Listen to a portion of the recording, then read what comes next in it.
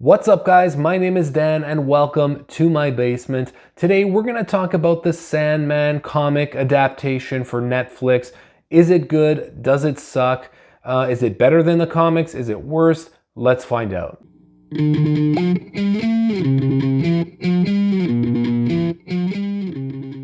Okay, so season 1 is currently out. There are 10 episodes. I asked you guys whether you thought it sucked. 60% of you said, no, it's great. 27% of you said, meh, it's all right. And 13% of you said, it sucks. I'd say I'm kind of in the middle myself. Meh, it's all right. They do some things really well and some things they just don't. And I'll tell you why I think it's not all that great. So as a fan of the comics, sometimes I'm like, wow, this is really good. And other times, I'm just rolling my eyes. So the source material used for these 10 episodes is pretty accurate. It's pretty much the first two story arcs in the Sandman comic. And I do have to give respect there for its accuracy.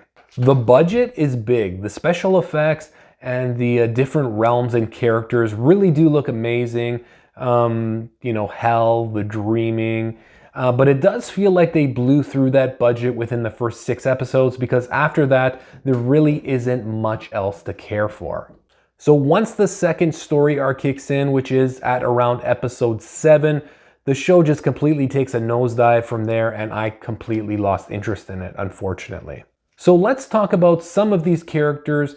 Do they work? A lot of characters have been race and gender swapped. We will get into that, of course. I'm not going to mention the actors and actresses' names because that is way too much work. So let's look at the Sandman, also known as Dream, also known as Morpheus. I like this dude. His voice is really awesome. His skin tone is kind of plain. He just looks like a regular dude. He doesn't look like this anthropomorphic personification of Dream that we're used to seeing in the comics. His hair is not as wild, it's more tamed. His body postures are a little bit different, but overall, the dude fits the part. Next up, we have the character of Death. Unfortunately, she is suffering some of those setbacks. She is no longer goth and she has been race swapped. I'm not sure why they decided to do this. Honestly, she is one of the best characters ever created in comics. She is the Sandman's sister. They are part of this weird, strange family, so I'm just not convinced.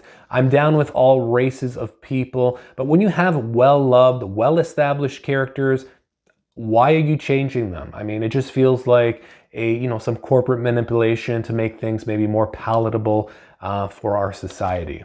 There are more examples of this. We have Lucian, the librarian, who is now race and gender swapped.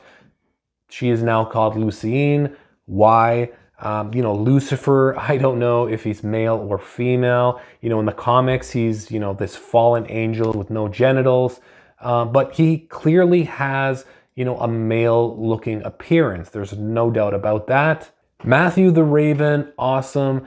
Cain and Abel, pretty good job. Crazy effects on the gargoyle Gregory. Instead of John Constantine, we have Joanna Constantine, who is pretty much a female version of John with a different type of trench coat. She doesn't smoke cigarettes, but she tries to be just as badass.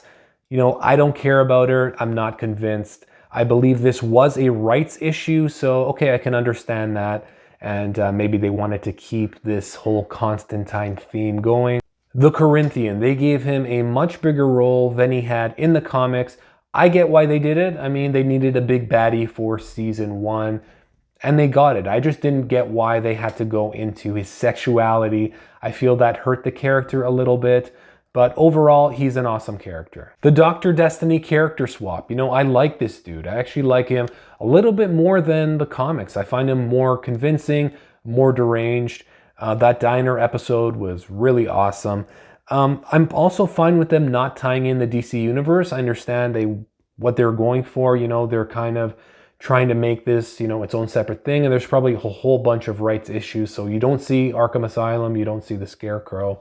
It's all good. And finally, the character of Rose Walker also has been race swapped. By this point, I didn't care about the series anymore. Episodes 7 through 10 really felt like a chore to get through. And by the last episode, I don't even think I got through it. I'm just like, okay, that's enough. I'm done. Which was a shame because I was really enjoying those first 6 episodes. The budget seemed crazy on those episodes, and then it just seems like, okay, it's done. It's over. Will I check out season 2? Maybe I will, maybe I won't. I'm undecided. But really, if you want to enjoy Sandman, I say, stick to the source material. Check out the comics first. And then if you're going to check out the Netflix series, just keep in mind the show's downfalls. So does the Sandman Netflix series suck? No, I don't think it sucks, but it's not all that great either. So I'm kind of in the middle of it. So anyway, guys, thanks for tuning into this video, and we will catch you the next time around. Take care.